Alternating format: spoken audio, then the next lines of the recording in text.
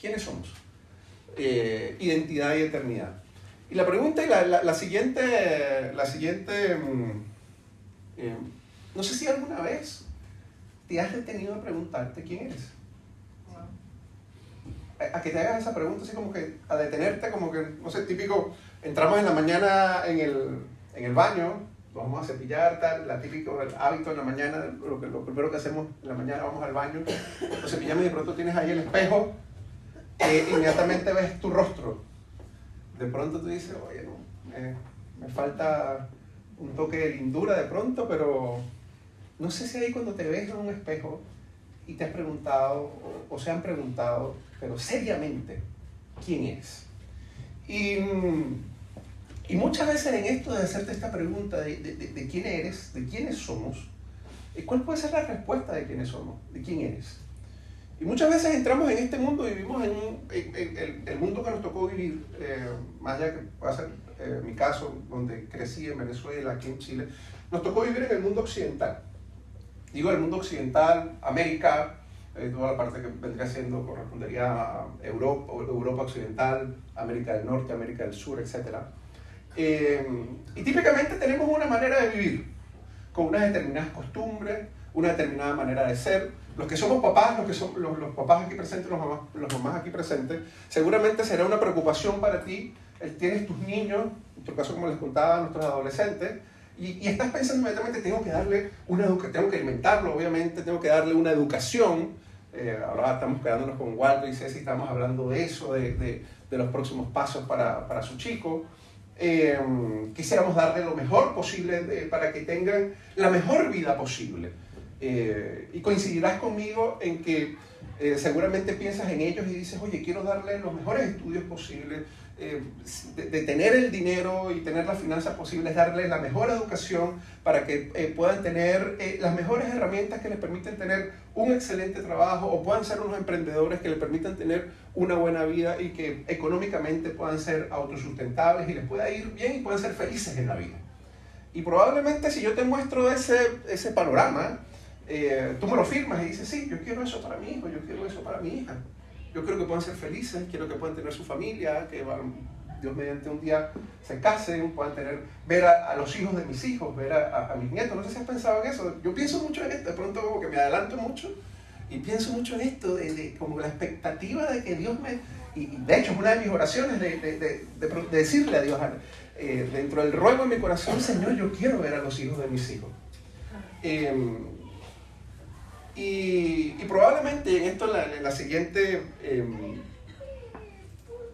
la presentación, de pronto cuando pensamos en esto de quién eres, muy probablemente podamos estar pensando también en lo que hacemos, en lo que se desarrolló en nuestra vida. De pronto si estudiaste o tienes algún oficio, y típicamente, bueno, a propósito del mundo occidental que vivimos, le dedicamos mucho tiempo al trabajo. Pasamos fuera de nuestras casas. O sea, pasamos más tiempo fuera de nuestras casas que en nuestras casas, ¿ya? No sé con cuál de ellos, aquí puse todo un listado: chofer, maestro, ingeniero, gaffiter, carpintero, enfermero, secretario, psicólogo, historiador, psicopedagogo, médico. O incluso te identificas como un padre, una madre, un abuelo, un pastor, una pastora, chileno, venezolano, hombre, mujer. No sé con cuál de ellos puedas identificarte, pero típicamente piensas en la pregunta original, ¿quién eres? E inmediatamente en nuestra mente como que nos hacemos un currículum, ¿ya? En el sentido, no sé si has dado una entrevista de trabajo, tienes que presentar un resumen curricular donde de alguna otra manera le hagas saber a la persona que te está entrevistando en qué eres bueno, qué es lo que haces, a qué te has dedicado en la vida, qué trabajos has tenido antes. Y en resumen, te digo todo esto porque probablemente cuando hacemos esa pregunta de quién eres, inmediatamente estés pensando en aquello a lo que te dedicas, aquello que haces, aquello que le dedicas probablemente por temas de trabajo mucho tiempo, muchas horas, o eres bueno haciendo eso. Y con esa pregunta de quién eres y que de pronto, al hacértela, de pronto esto es lo que se te viene a la mente, podamos avanzar un poco más. ¿Seguro que solo somos eso? Seguro que en el caso, no sé, cualquier profesional, mi esposa es psicopedagoga, Uno dice, Macarena, no, ella es psicopedagoga. ¿Será que se resume su vida a que ser ella psicopedagoga? Y nada más. Nació para ser psicopedagoga. No. Nació para ser enfermero. Nació para ser chofer. Nació para ser ingeniero. Nació para ser futbolista. Y probablemente tengas claro que no. Pero no sé si te has dado cuenta que las personas que se identifican y nosotros como seres humanos, nuestra tendencia natural es a identificarnos con esto. Piensa, por ejemplo, en un futbolista, por lo menos aquí que en Chile son buenos para la pelota, y piensa en un futbolista famoso. Entonces piensa en Messi. Y Messi, de pronto, Vidal, no utilicemos un argentino, qué mal gusto el mío. Vidal, Alexis, Medel. Ya, pero fuera de que ellos forman parte de la selección chilena, ¿los conoces por algo más? No. A lo mejor por la farándula, alguna noticia, alguna cuestión. Pero cuando ellos están a punto, están, digamos, en sus últimos años de jugar fútbol, la verdad, ya creo que los tres que nombré están arriba de los 30 años y están prontos a jubilarse, digamos. El deporte de alto rendimiento tiene esto. Pero después de esto, ¿qué toca para sus vidas? Si ya no son futbolistas, ¿se les acabó la vida? ¿Ya no tienen vida? Y créanme que muchas personas, una vez que dejan de hacer aquello que hicieron por mucho tiempo, entran en crisis y no saben qué hacer con su vida. ¿Sabías tú que en los matrimonios, por ejemplo, hay una alta tasa de divorcio en los matrimonios que él o ella se jubilan? En ese momento hay una crisis en el matrimonio. Puede haber una crisis en el matrimonio. ¿Por qué? Porque o él o ella, que se la pasaba afuera en el trabajo, comienza a estar en casa y no se halla. Y no se halla porque toda su vida trabajó. Y se identificó tanto con su trabajo que él o ella hizo una identificación de su vida con relación a su trabajo. No se halla sin su trabajo. Y está en su casa y ahora está jubilado y ahora, ¿qué hago con mi vida? Y otra pregunta que quiero entregarte hoy. ¿Quién puede decir quién eres tú o quién soy yo? ¿Quién lo puede decir? ¿Mi trabajo? ¿La profesión en la que me dediqué? ¿Dice lo que soy yo? Otra persona, incluso, voy más allá, tu papá o tu mamá te pueden decir quién eres tú. Podrían, pero lo voy a decir más adelante. Voy a hacer aquí un pequeño spoiler de mi propia prédica. Podrían decirlo, bajo ciertas condiciones que ya voy a explicar. Pero ¿quién de verdad, puede decirte quién eres? ¿Quién eres tú o quién soy yo? ¿Quién te creó? ¿Verdad? Piensa en cualquier cosa creada. No sé, pensemos en una batería, en un auto. ¿Quién puede decir cómo funciona el auto? El fabricante. Un microondas. Cualquier producto de la casa que tú compres viene con un catálogo, un instructivo, un manual que ninguno lo leemos, muy pocas personas lo leen. Tú quieres ponerlo a funcionar ahí a la changa como salga y que funcione, pero típicamente toda cosa creada viene con un manual de instrucción, ¿cierto? Que te dice cómo funciona.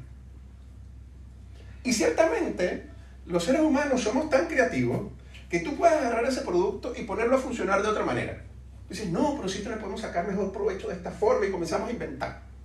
Y te sales de lo que el instructivo y el manual te dice que debe funcionar. ¿Qué le pasa a ese producto? Se daña. Que al poco tiempo no funciona. Y tú te quejas, ay, ¿cómo puede ser que no funcione?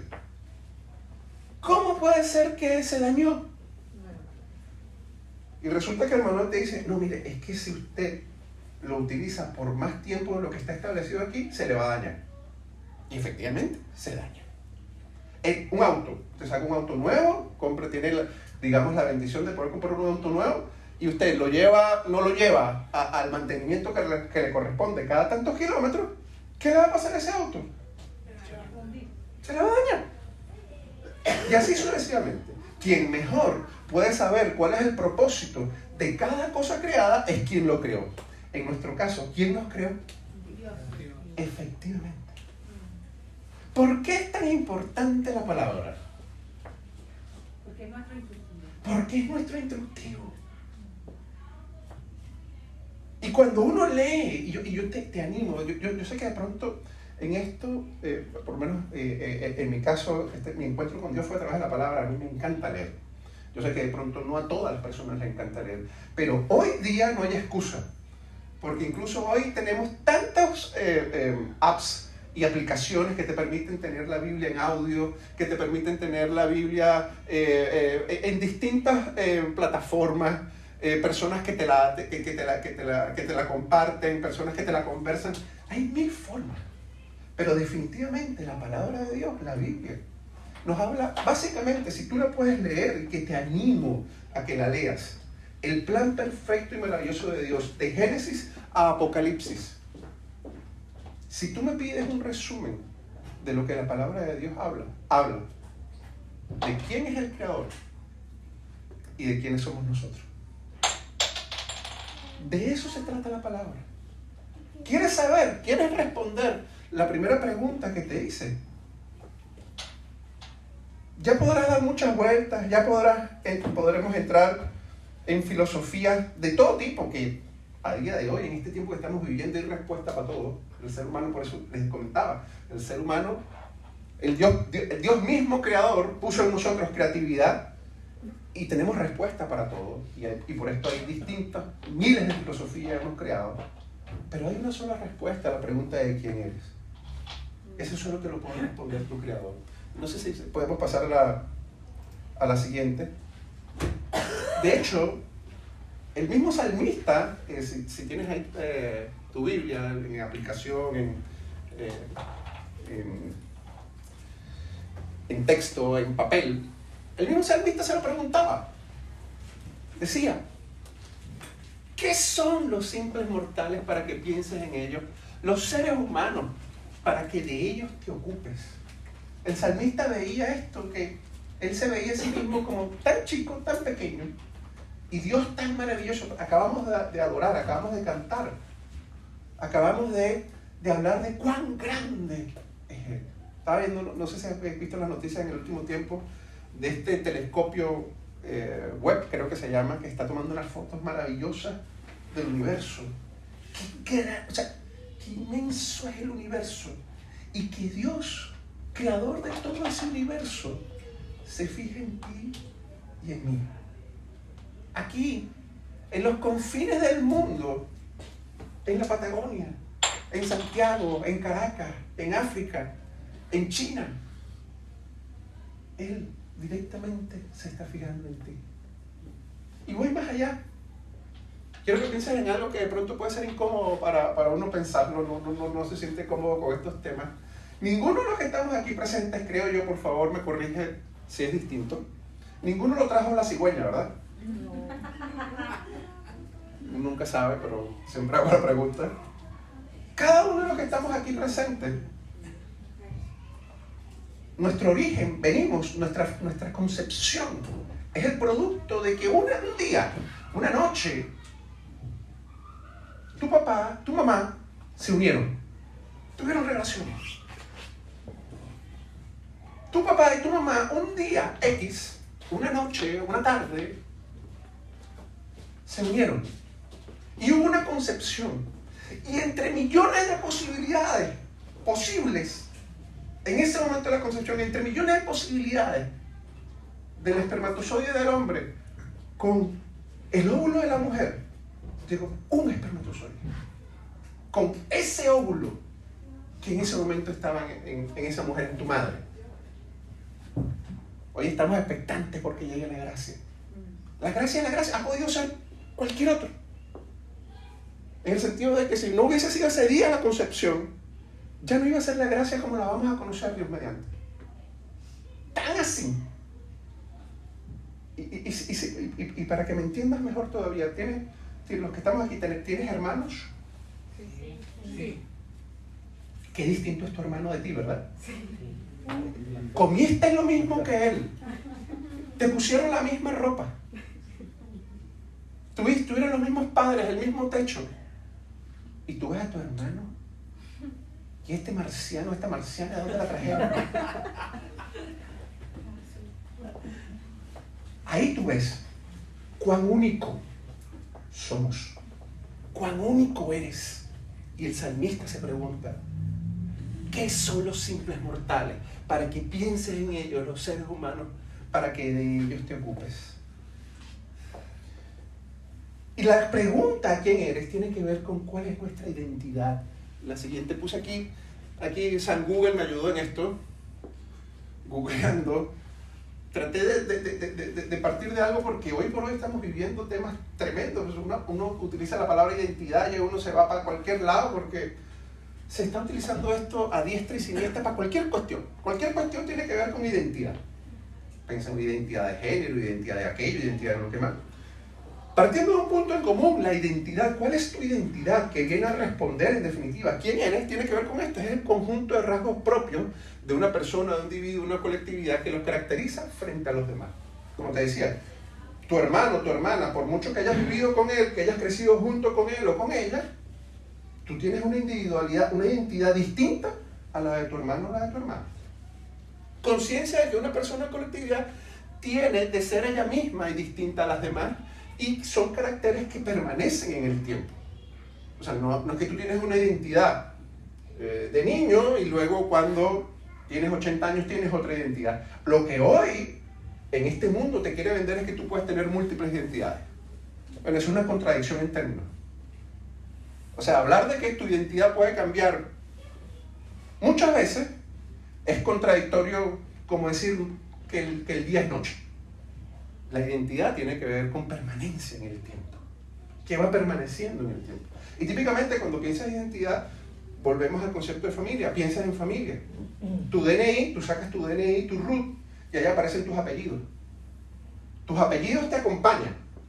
Independientemente de cuál haya sido tu historia, de pronto tu historia familiar es linda, hermosa, y tuviste unos padres espectaculares, o no los tuviste. O tuviste unos padres que al contrario te hicieron la vida imposible, pero ahí están tus apellidos, que te acompañan, que van contigo. Y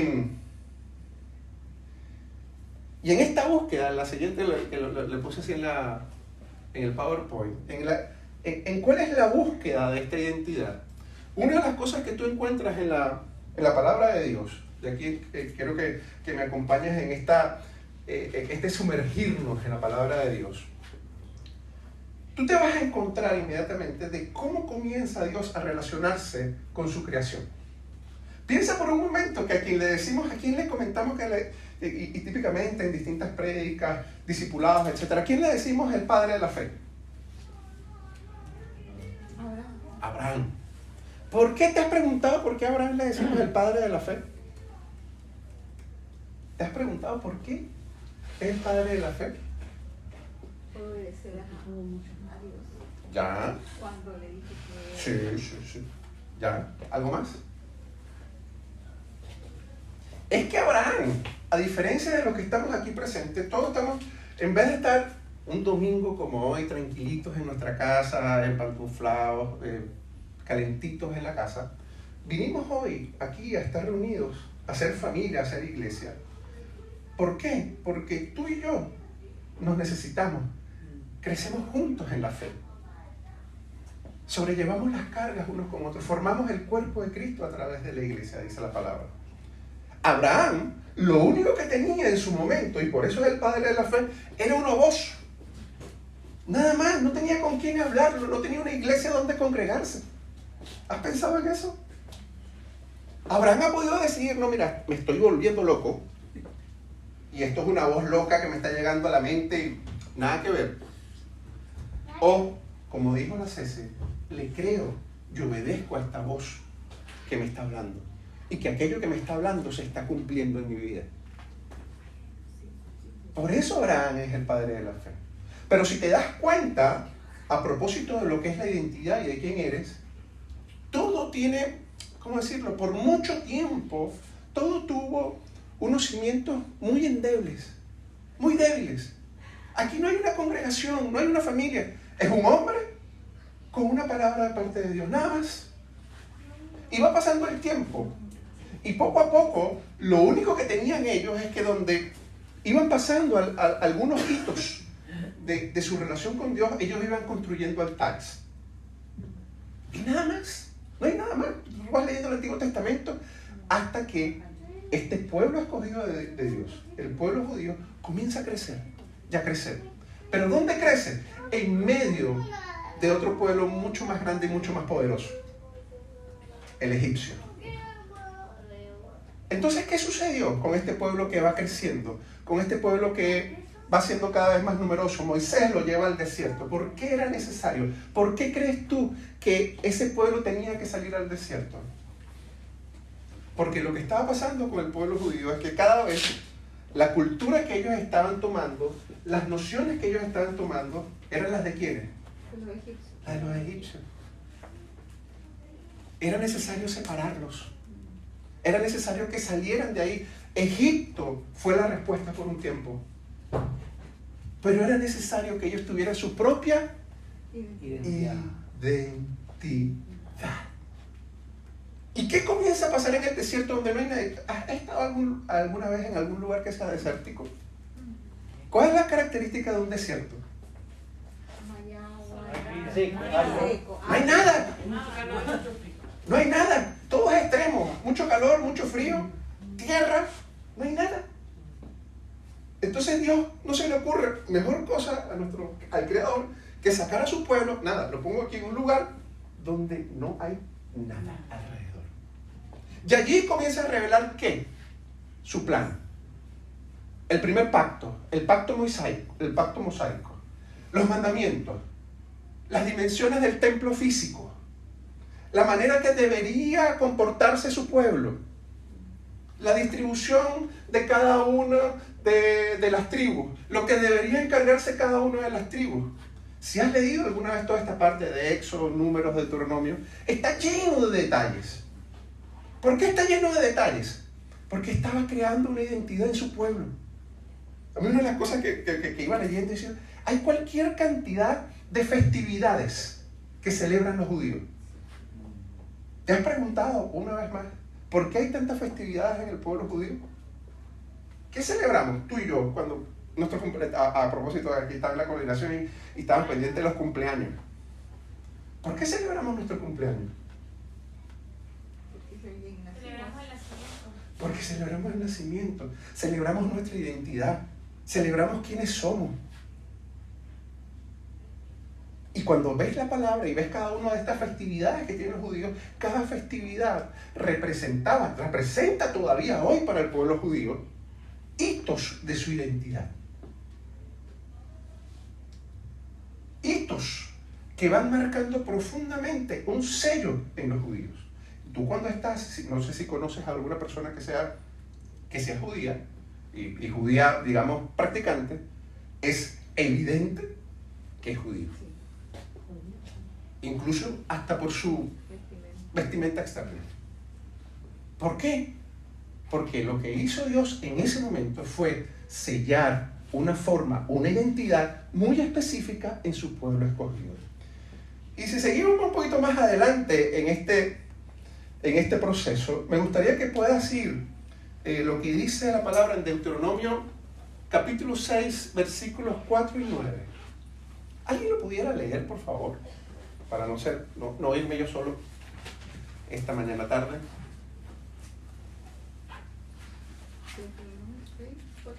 Versículos 4 y 9. Del 6 en adelante puede ser. Y quiero que te fijes allí, sobre todo el tono que utiliza Dios, la intensidad. Desde el 6 en adelante, del 1 al 9, puedes leerlo del 1 al 9 para que se entienda el contexto. Deuteronomio capítulo 6, ¿cierto? Sí. Del 1 al 9. Del 1 al 9. Yes. Un llamado a la entrega total. Esos son los mandatos, los decretos y las ordenanzas que el Señor tu Dios me encargó que te enseñara. Obedécelos cuando llegues a la tierra donde estás a punto de entrar y que vas a poseer. Tú, tus hijos y tus nietos teman al Señor su Dios durante toda la vida. Si obedecen todos los decretos y los mandatos del Señor, disfrutarás de una larga vida. Escucha con atención, pueblo de Israel, y asegúrate de obedecer. Entonces todo te saldrá bien y tendrás muchos hijos en la tierra donde fluyen la leche y la miel, tal como el Señor Dios de tus antepasados te lo prometió. Escucha, Israel, el Señor es nuestro Dios, solamente el Señor. Ama al Señor tu Dios con todo tu corazón, con toda tu alma y con todas tus fuerzas. Debes comprometerte con todo tu ser a cumplir cada uno de tus mandamientos que hoy te entrego. Repíteselos a tus hijos una y otra vez. Habla de ellos en tus conversaciones cuando estés en tu casa y cuando vayas por el camino, cuando te acuestes y cuando te levantes. Átalos a tus manos y llévalos sobre la frente como un recordatorio. Escríbelos en los marcos de la entrada de tu casa y sobre las puertas de la ciudad. Cuando tú entras en una casa judía, no sé si has ido alguna vez a alguna casa judía, ellos en el dintel, en el marco de la puerta, tienen un cosito. ¿Cómo se llama? Ya. Ese es la Torá, la palabra de ellos, enrolladita, puesta en el dintel, en el marco de la puerta. Es el cumplimiento de la palabra. Escrita. Y quiero que te preguntes, no sé, ahí en el Deuteronomio, en el versículo 4 dice, escucha Israel, tu Dios uno solo es. ¿Te has preguntado por qué dentro de todas las cosas que Dios podía decirle a su pueblo Israel, hace este énfasis de que solo Él es Dios? Seguramente entre nosotros yo no tengo que convencerlos de que tenemos un Dios, de que Jesucristo, la Trinidad, el Espíritu Santo está entre nosotros. Sin embargo, en esa circunstancia, Dios al pueblo le insiste, lo primero que le dice es, uno solo soy. ¿Por qué? Porque en Egipto seguramente había muchos dioses. Exactamente. Exactamente. Lo normal de la época, lo normal de los pueblos de la época, incluido el egipcio, era que creían en muchísimos dioses. Lo normal por muchos años en la historia de la humanidad es que el pueblo que tú pensaras, el egipcio, los romanos, los griegos, etc., creían en multitud de dioses. Entonces el pueblo judío por mucho tiempo fue un pueblo muy extraño, muy raro. Hoy en este mundo occidental y en la historia contemporánea, el que tiene alguna religión normalmente cree en un Dios. Pasamos a ser lo que se llama monoteístas. Pero en esa época de la historia, lo normal es que había un Dios para cuanta cosa, el Dios del sol, de la luna, de las estrellas, de la tierra, del mar, de los ríos, de los animales, etcétera, etcétera, etcétera. Y particularmente el pueblo egipcio, el imperio egipcio, tenía multitud de dioses y multitud de tipos de adoraciones. Y esa era la influencia que tenía el pueblo judío. ¿Y cuál fue la principal lucha en el desierto? Porque ese pueblo que llegó al desierto no llegó a la tierra prometida, excepto las personas que ustedes conocen, Caleb, Josué, etc. La siguiente generación.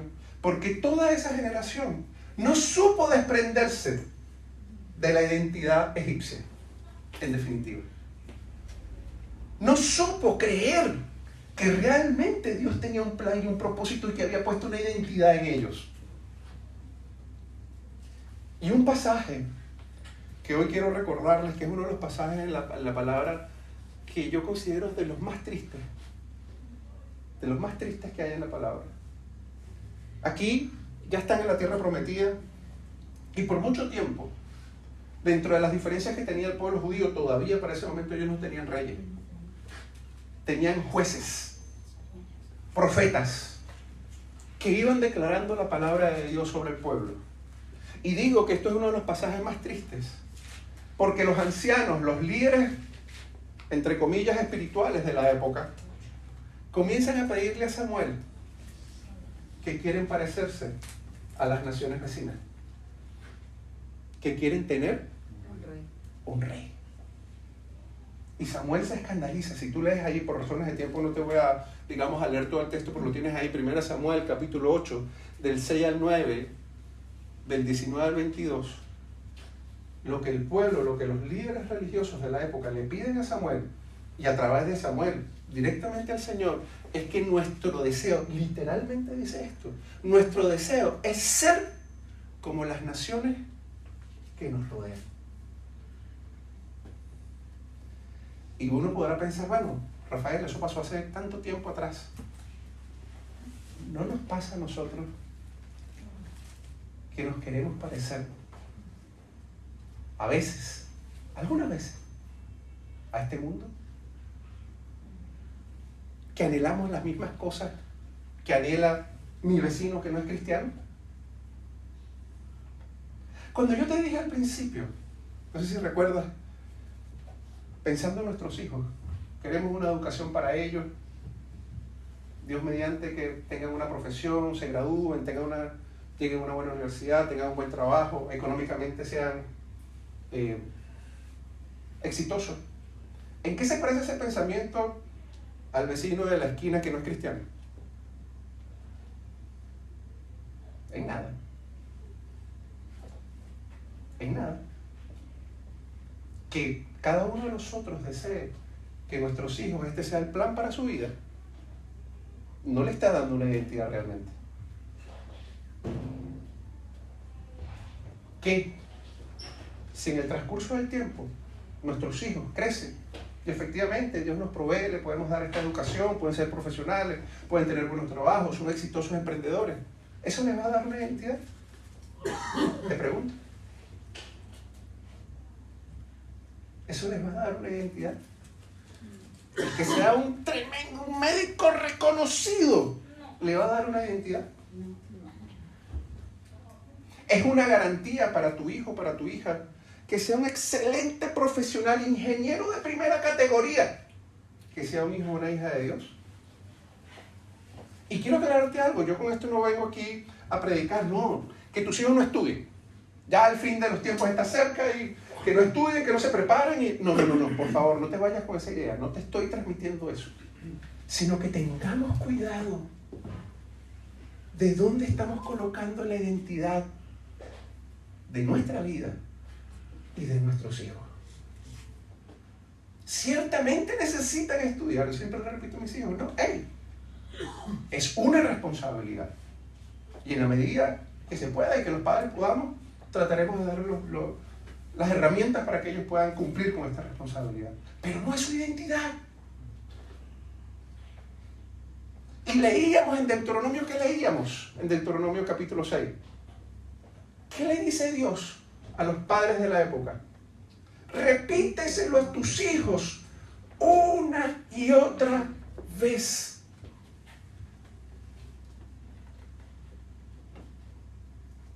Nuestro Padre Celestial no tiene nietos. No sé si entiendes la frase. Cuando te quiero decir que no tiene nietos, es que la relación con Dios es una relación de padre a hijo. Y tú no puedes suplantar esa relación. Tú no puedes tener una extraordinaria relación con Dios y como por una especie de ósmosis, como que por deriva le va a llegar a tus hijos. No. Y aquí da adelante la primera conclusión de la prédica.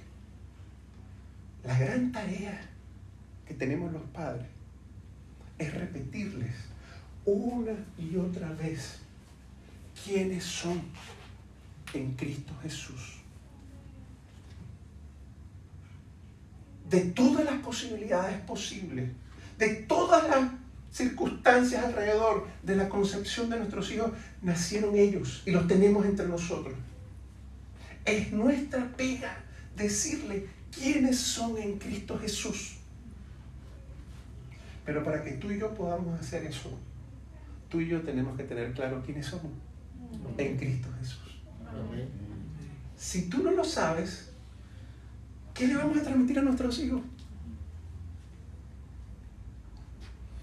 Restaurando identidad.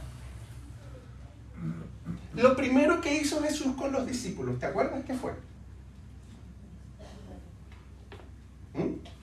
¿Te acuerdas qué fue lo primero que hizo con ellos? Haciendo ahí memoria.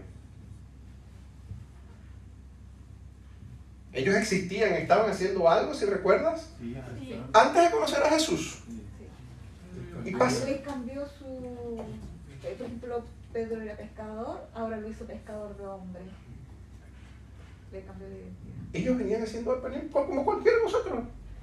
Cada uno con su pega, cada uno con sus actividades, efectivamente. Pedro como pescador. Y cada uno de ellos, cada uno de esos discípulos que estaban haciendo algo, no es que simplemente cayeron ángeles que cayeron del cielo y se convirtieron en hombres, no. Hombres comunes y corrientes del populacho, digamos, fueron los primeros discípulos de Jesús. Y todos ellos estaban dedicándose a algo, tenían que ganarse la vida con alguna profesión, con algún oficio. Pero todos ellos, para seguir a Jesús, tuvieron que dejar lo que estaban haciendo para seguirlo a Él. Lo primero que hizo Jesús fue apartarlos de aquello de lo que para ellos era importante y lo que consideraban que era su identidad. Pedro, por no pensar en otro, pensaba que era pescador. Él creía que era pescador. Y tan creía que era pescador, si sigues revisando cada uno de los evangelios, ¿qué hizo Pedro después que Cristo murió? Volvió a pescar. Increíble. ¿Pero por qué?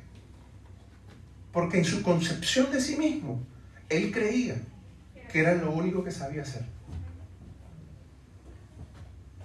Él creía que lo único que le daba bien, bueno, se fue Jesús, se murió, aquí como que había un plan, como que no se va a dar, mira cómo murió, ya, me voy a pescar. Es lo único que sé hacer. Él creía que su identidad, todavía, después de haber estado 3 años con Jesús, él creía que todavía que su identidad era pescar. ¿No nos pasa que cuando las cosas van mal en nuestra vida, nuestra tendencia natural, muchas veces y sin ni siquiera darte cuenta, es ponernos a hacer aquello que se nos da bien? Nos escondemos, es como nuestra cueva. Ay, se me da bien esto, y me escondo en esto. Porque la verdad sea dicha, y hoy no me quiero ir de aquí sin que podamos orar al final y ministrarnos unos a otros, como corresponde en las iglesias. Si piensas desde que naciste, de distintas maneras, de distintas personas, incluso desde personas que ha podido ser muy doloroso para tu vida, para nuestra vida, han querido socavar nuestra identidad. Si lo piensas por un momento, probablemente si salimos a la calle, típico, manejando un auto y vienen y cualquiera nos pasa a llevar manejando y nos insulta y tal, qué sé yo, la verdad es que da lo mismo ya, esa persona ni me conoce, etc. Pasa nomás como un mal rato. Pero cuando alguien cercano a ti, un papá, una mamá, un esposo, un hermano, un amigo, un compañero de trabajo, dispara contra tu identidad, es muy doloroso. Y probablemente cause un daño que nos haga incluso creer que esa maldición que se nos está transmitiendo se pueda quedar en nuestro corazón e incluso creerla. Lamentablemente, esta mañana estábamos hablando del caso de una chica con muchos problemas en su casa, con sus padres, que no son padres realmente. ¿Y cuántas veces no pasa lamentablemente en este mundo? No queremos pensar en eso, pero pasa. Padres que le dicen a sus hijos, no sirves para nada. O al otro extremo, padres que no le dicen nada a sus hijos. Literalmente no les dicen nada. Y niños, hijos, creciendo como crece la maleza en la calle. Y si te piensas en esto, en las corrientes de este mundo, cuando tú ves por Instagram, esto está lleno por las redes sociales inmediatamente, consejos de crianza. No le diga nada a su hijo, déjelo ser. Déjelo ser, no lo vaya a dañar. No lo vaya a... No, ni lo toque. Prácticamente ese es el gran mensaje. Él va a crecer solo. Pues no es lo que dice la palabra. Desde Deuteronomio, Dios nos está insistiendo que tú y yo somos los encargados de estar sellando la identidad que Cristo le dio a nuestros hijos. 3 años estuvo Jesús compartiendo con sus discípulos y básicamente, dentro de las muchas cosas que podamos hablar del ministerio de Jesús en la tierra, estuvo impartiendo identidad a sus discípulos. Y hay 3 cosas en la siguiente... Hay 3 cosas que Jesús es como, si tú te das cuenta y vas leyendo los evangelios, es como que va poco a poco entrando como en distintos niveles de revelación. Y tú vas a encontrar versículos bíblicos donde efectivamente tú dices, bueno, aquí el comportamiento de Jesús o la enseñanza que está dando nos está hablando de que nuestra relación con Dios es como de un siervo con su amo. Hago la voluntad de mi Padre, hago la voluntad de Dios. Es decir, simplemente ejecuto aquello que el soberano, en este caso mi Señor, en este caso el Señor, me indica que hacer. Obediencia. Normalmente hablamos mucho del tema de la obediencia. Y eso nos habla, y es una palabra que se usa mucho en el contexto de la palabra de siervo, de ser un siervo. ¿Qué hace el siervo? Obedece. Pero no se queda ahí en la revelación. Nos pone, y va aumentando. E inmediatamente Jesús comienza a transmitirle a sus discípulos, sí, mi comportamiento es como del siervo. De hecho, esa imagen de la última cena, donde tú ves que Jesús le está lavando los pies a sus discípulos, en la época, lavar los pies eso lo hacían los siervos, los esclavos. Y la gran enseñanza en ese momento era, mira, si ustedes que me dicen maestro, si ustedes que me dicen rabí, si ustedes que me dicen profeta, les estoy lavando los pies, es porque es el ejemplo que les estoy dando a ustedes para que ustedes también lo hagan. ¿Ya? Ahí nos está dando una característica muy específica del ministerio. Actuar como siervo. Pero inmediatamente nos pone en esta otra categoría. Hijo. Hijo. Y ahí cambia la cosa. Lo acabamos de ver, no sé si se dan cuenta. Estuvieron aquí los chiquillos. ¿Cómo son ellos?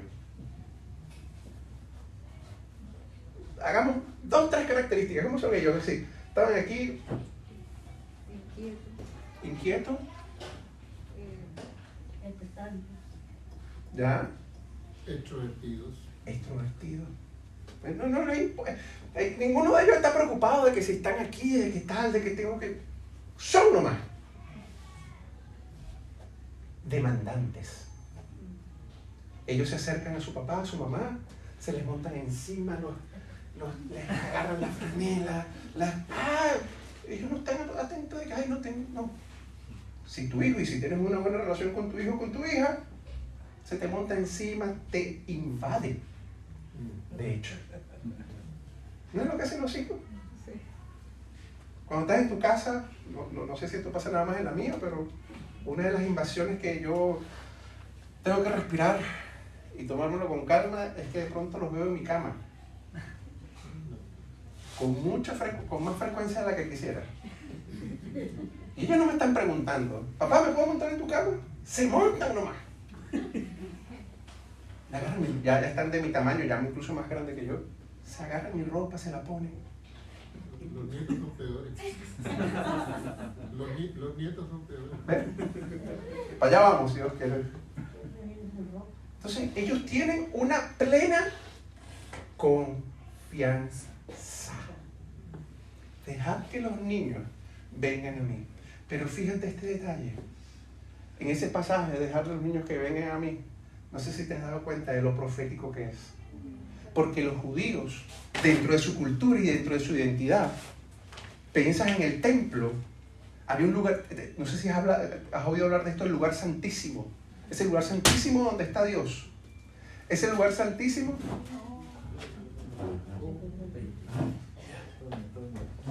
Es el lugar santísimo donde solo podían entrar ¿quiénes? Los sacerdotes. Y no los sacerdotes, el sacerdote designado para ese momento. Entonces, los judíos eran muy protocolarios en todo esto. El que las personas se acercaran, incluso para los discípulos, el que las personas se acercaran a Jesús, no todos se podían acercar a Jesús. Y mucho menos los niños. Nos cuesta mucho entenderlo porque vivimos ahora en una sociedad donde los niños los tenemos en pedestales, pero en la época los niños no eran considerados ni seres humanos. En esa época los niños ni se contaban, ni siquiera. Cuando los niños vienen hacia Jesús y Jesús declara esto, dejad que los niños vengan a mí, lo que Jesús está declarando proféticamente es que quien lo confiese a Él, que Jesucristo es el Señor, va a tener acceso al lugar santísimo. Él es el lugar santísimo. Él es el santo. Y a través de los niños estaba dándoles el mensaje: pueden venir a mí. Ya no hace falta un sacerdote. Yo soy el sacerdote. Y los niños estaban haciendo esto de forma natural. Fluían hacia Cristo. Identidad. Una nueva identidad. Un nuevo pacto. Y por último, de hijo. Y esto es tremendo. Yo no sé si tú te has detenido en esto. Y te animo, perdona que insista. Lee, por favor, las últimas palabras de Jesús. Capítulos 16, 17, 18 de Juan. Por razones de tiempo podríamos quedarnos aquí a hacer un estudio bíblico del Evangelio de Juan. Y lo que Jesús declara en estos capítulos. Y lo que Jesús está diciendo, nada más y nada menos, es que seamos ¿qué? Uno. Uno con el Padre. Y lo que marcó la diferencia para Pedro y todos los discípulos. Pedro regresando a pescar porque había muerto Jesús. ¿Por qué cambió? Porque este hombre de pronto lo encontramos en Hechos de los Apóstoles, hecho un predicador. ¿Qué pasó? El Espíritu Santo se derramó en su vida, llena de los discípulos, y selló para siempre la identidad de ellos. Uno con Cristo.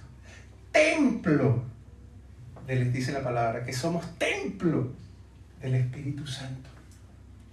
Dice Pablo, ya no vivo yo, Cristo vive en mí. Ya no es ni siquiera una relación donde, oh Padre, te obedezco, oh papá, te sigo, oh papá, gracias porque vas en mi camino. No, Él vive en mí. Y todo lo que nos pide, todo lo que nos revela, para lo que nuestra carnalidad puede parecer imposible, incluso hasta insensato, hasta ilógico, no tiene que ver con tu capacidad o con la mía. Tiene que ver con que Él está en nosotros. Y que Él, a través nuestro, hace la pena. Ya no es qué puedo hacer yo, qué mi profesión me permite hacer, para qué soy bueno yo, ay, soy buen pescador. No, es que Dios te va a llevar a cosas que no lo puedes entender con la lógica.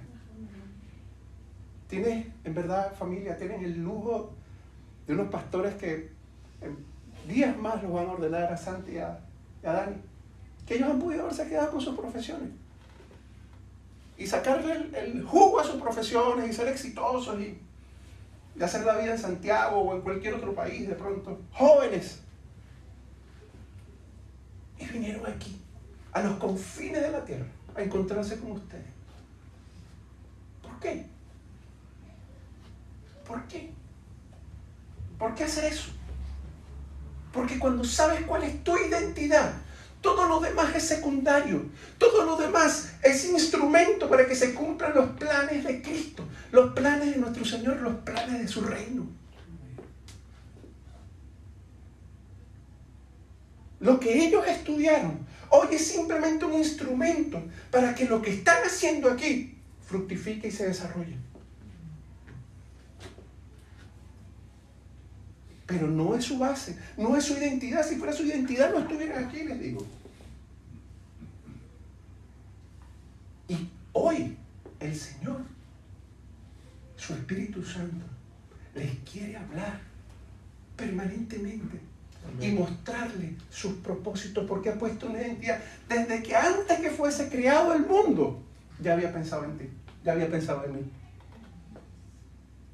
Y desde siempre hemos tenido un propósito en nuestra vida. Desde siempre. Y no hay nada de este mundo. Lo que va a pasar es que por mucho que te afanes en aquello que haces, incluso por muy exitoso que seas, nunca te va a llenar.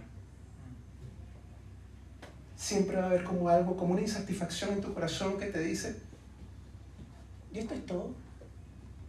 ¿Por qué? ¿Por qué no fuiste creado para eso? Cuando comienzas a meterte y a hacer aquello en lo que fuiste creado por tu creador, funciona maravillosamente. Y lo que hoy Dios quiere revelarse a cada uno de nosotros es que puedas tener la certeza, incluso aunque te parezca una locura en la lógica, que puedas creerle que ese propósito se va a cumplir en tu vida. La siguiente.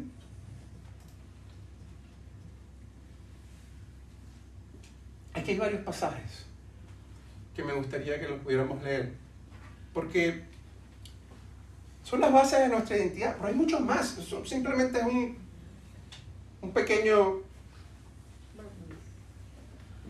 una pequeña aproximación, pero te insisto, si lees la palabra está llena de la identidad de quién es nuestro Padre y de la identidad de quién eres tú, de quiénes somos. ¿Qué dice, si alguien lo puede leer, Filipenses capítulo 3, versículos 7 al 9?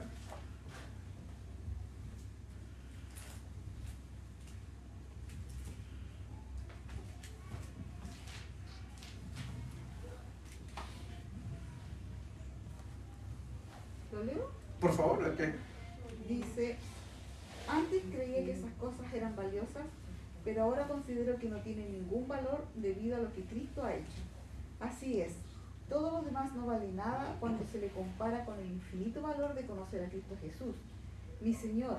Por amor a Él he desechado todo lo demás y lo considero basura a fin de ganar a Cristo y llegar a ser uno con Él. Ya no me apoyo en mi propia justicia por medio de obedecer la ley, más bien llego a ser justo por medio de la fe en Cristo, pues la forma en que Dios nos hace justo delante de Él se basa en la fe. Esto lo está diciendo probablemente de los seguidores de Cristo, probablemente el único que tuvo un antecedente, digamos, donde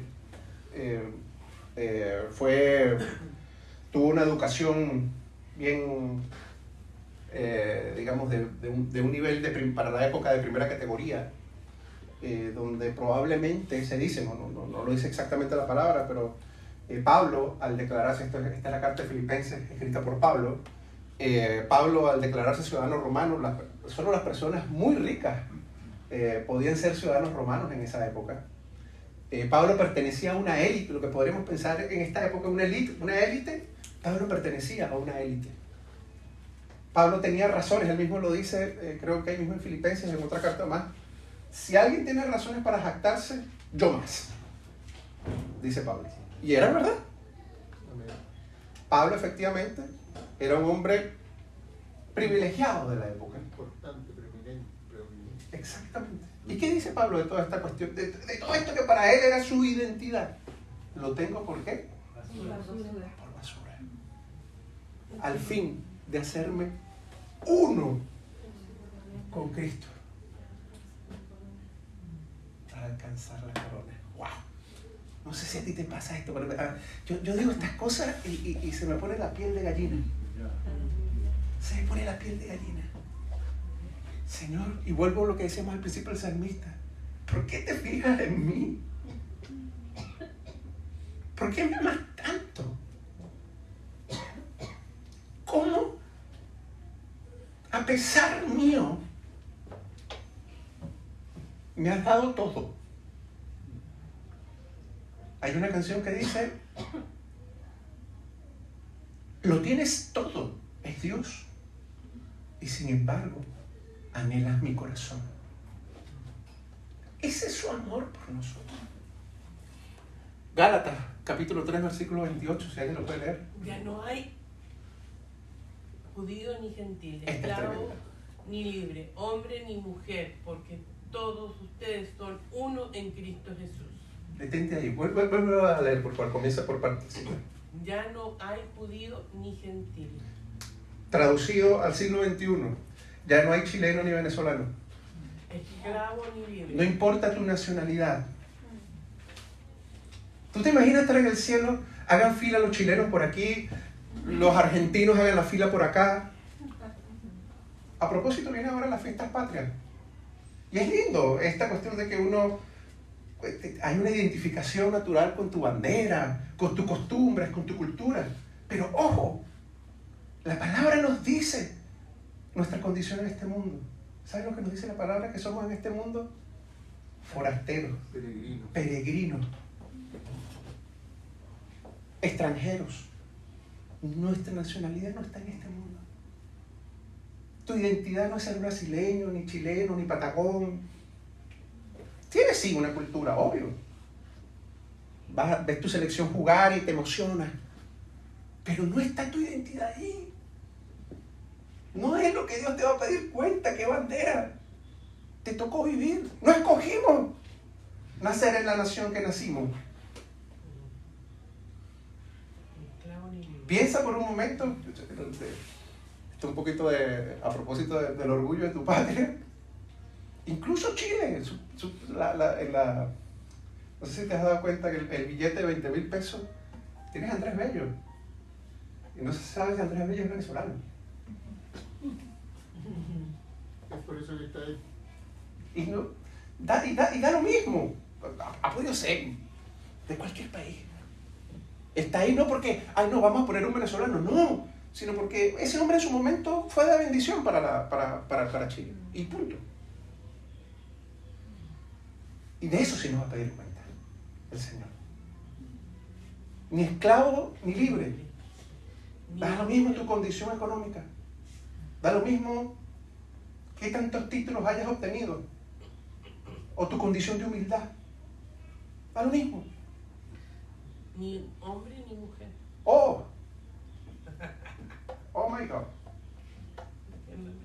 A lo profundo. No me quiero meter en problemas aquí. Pero, en verdad, ¿puede haber algún orgullo en nosotros por ser hombre o por ser mujer? ¿Alguno de los que estamos aquí decidió venir en esa condición? ¿O hay alguien que nos creó, Hombre y que nos hizo venir como hombre y o como mujer? Punto. No hay tercera, ni cuarta, ni quinta, ni sexta opciones. dos opciones. Estas dos. Pero, ¿Dios va a hacer una fila de hombres aquí y mujeres acá? No. Porque todos ustedes son uno en Cristo Jesús. En Cristo. Otra vez. Unidad. En Cristo Jesús. Somos uno. Primera de Pedro, capítulo 2, ya vamos terminando. 4, 5, 9 y 11, si alguien lo puede leer.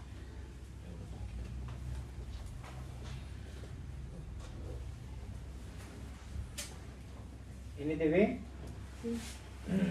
Ahora ustedes se acercan a Cristo, quien es la piedra viva principal del templo de Dios. La gente lo rechazó, pero Dios lo eligió para darle gran honra. 5. Y ustedes son las piedras vivas con las cuales Dios identifica su templo espiritual. Además son sacerdotes santos. Por la mediación de Jesucristo, ustedes ofrecen sacrificios espirituales que agradan a Dios. 9 al 11 ya... ¿También? ¿Primera de Pedro? ¿Sí? En el mismo capítulo 2, del 9 al 11. No.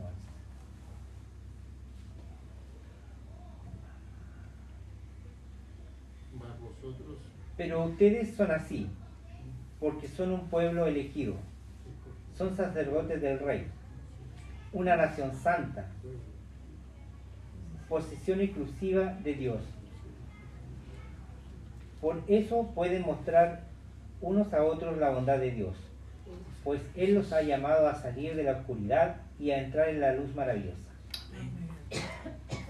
La gran batalla espiritual, a lo que salgamos de acá, mañana lunes, martes, miércoles en tu vida, probablemente es de tu niñez. Te han dicho cualquier cantidad de barbaridades. La gran batalla espiritual que tiene el Hijo de Dios, que tiene la hija de Dios, es que van a venir personas a decirte exactamente lo contrario. A que no eres eso. A que no sirves, a que no vales, a querer ningunearte, o a querer engañarte y decir, qué buen ingeniero eres, esto es lo que tú eres, tu oficio o tu profesión. Todos son engaños. Dígalo quien lo diga. Sea tu papá, sea tu mamá, sea tu hermano, sea tu profesor, sea tu compañero de trabajo, sea tu vecino. Esto es lo que somos. Esta es nuestra identidad. Real sacerdocio. Nación santa. Pueblo escogido del Señor. Llamados a que Él nos entregue coronas a cada uno de nosotros. Por cada uno de nosotros. Él dio la vida de su Hijo. Cuando te hagan sentir que no eres valioso, recuerda quién murió por ti. Eso es lo valioso que eres, lo valiosa que eres. Él murió por nosotros. Y no solo que murió por nosotros, resucitó para que entonces Él resucite también a través de su Espíritu Santo en nuestras vidas. Todos resucitamos. Ningún daño del pasado, de tu niñez, de tu adolescencia, actual. Esposos, esposas, hijos, padres, abuelos. Nadie puede eclipsar aquello que Dios escribió en tu corazón desde antes de la creación del mundo. Y lo único que tú y yo tenemos que hacer, lo único que nos pide el Señor, es que creamos. Que le creamos a Él. Porque en definitiva tenemos que escoger. ¿Le crees a Él?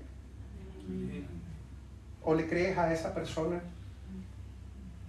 que... Y quiero que entendamos esto. Nuestra lucha no es contra carne y sangre, lo dice también la palabra. Nuestra lucha no es contra las personas.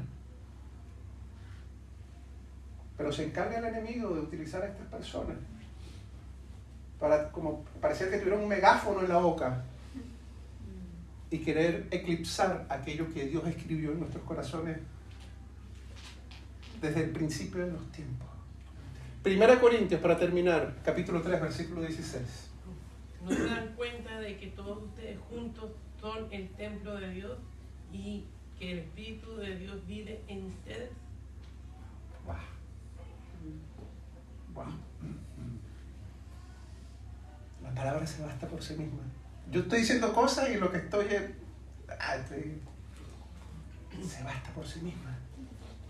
Somos templo del Espíritu Santo. Recuérdalo. Y no solo que tú lo recuerdes, y por eso hacía como el spoiler al principio. ¿Quiénes son papás y mamás aquí? Dios te va a pedir cuenta de si tú estás recordándole eso a tu hijo y a tu hija. Incluso si ya eres abuelo, como me decían por acá. Si ya tus hijos están grandes, dicen, no, si ya no, este está descarriado, esto no. La palabra tiene poder. Amén. Amén. Y su palabra no regresa vacía. Así es. Y las circunstancias de este mundo te hacen, bueno, en verdad esto que diga o esto que declare tiene alguna cuestión, en verdad marcará alguna diferencia.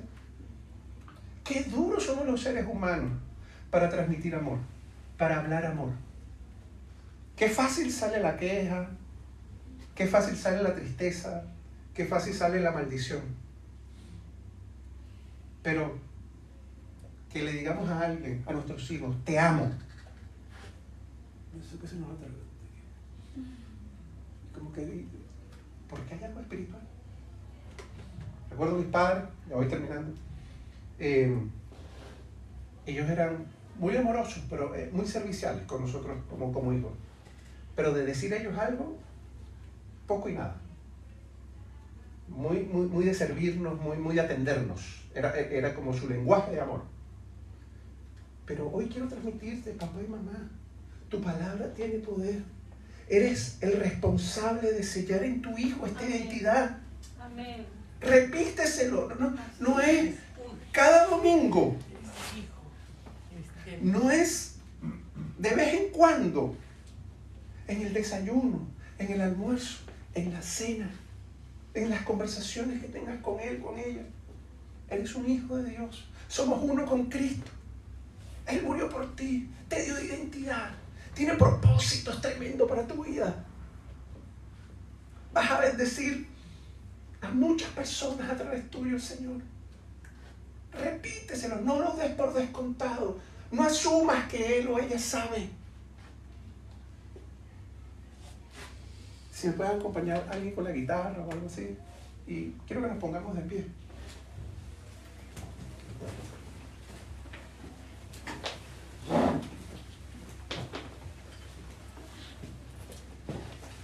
Y por último, leer, alguien que me pueda leer, por favor, para todos, Efesios capítulo 2, versículo 10. Efesios 2, capítulo 10. ¿Ahora? Dice, Dice, pues somos la obra maestra de Dios.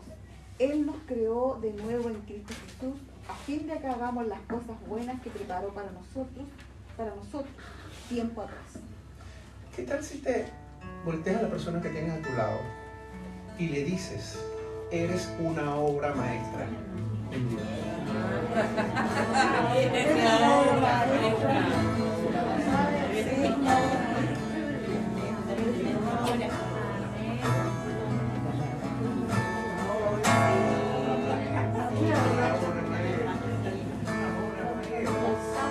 Somos obra maestra.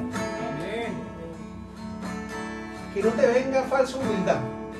Ay, no, sí, también chiquitito. No. Somos obra maestra de nuestro Creador. ¡Wow! Hecha con un propósito. Y mientras adoremos, quiero que ministremos también. Porque sé que muchos de nosotros todavía cargamos como un fardo de dolor por el pasado, por los padres que tuvimos, porque a lo mejor a día de hoy alguien está tratando de eclipsar esta identidad de la que hemos hablado hoy. Pero hoy quiero que te vayas lleno tu corazón y cuides en tu corazón que eres una obra maestra. Que mañana cuando te levantes a tu trabajo, que martes, el miércoles, el jueves, en septiembre, en octubre, en noviembre, el año que viene, recuerdes el peor día de tu vida, el día que te sientas sin ganas, el día que no te quieras parar de tu cama, eres una obra maestra de Dios. Que a tu hijo, a tu hija, le recuerdes, eres una obra maestra de Dios. Que no seas poco de palabra, sino que seas ese embajador, ese sacerdote que declara sobre tu casa. Y que sea lo que sea que haya pasado en el pasado quede. Y no tenga poder sobre ti hoy. Y que tomes la palabra, tomes la Biblia, como quieras, audible, texto en la app, en tu computadora, en tu celular, y la leas, te sumerjas en ella y tengas un encuentro con Dios diario, que te recuerde quién eres, que te recuerdes que eres muy valioso, que tu vida fue hecha para trascender de generación en generación, que esta iglesia, que esta familia iglesia tiene una identidad propia, que le ha dado una visión, que cada uno de ustedes no está aquí por casualidad, sino para que la Patagonia y más allá de la Patagonia sea bendecido por lo que está pasando aquí y creas realmente que así como Jesús tomó apenas a 12 discípulos, su reino, su palabra se extendió. Y hoy, un 2022, aquí en Coyhaique, hablamos de lo que Pablo habló hace 2000 años atrás. Que tú también creas que lo que tú estás sembrando en el reino, que lo que tú estás sembrando en Cristo Jesús, va a trascender más de 2000 años en adelante. Porque Cristo vive en ti. Ya no vivo yo, sino Cristo vive en mí.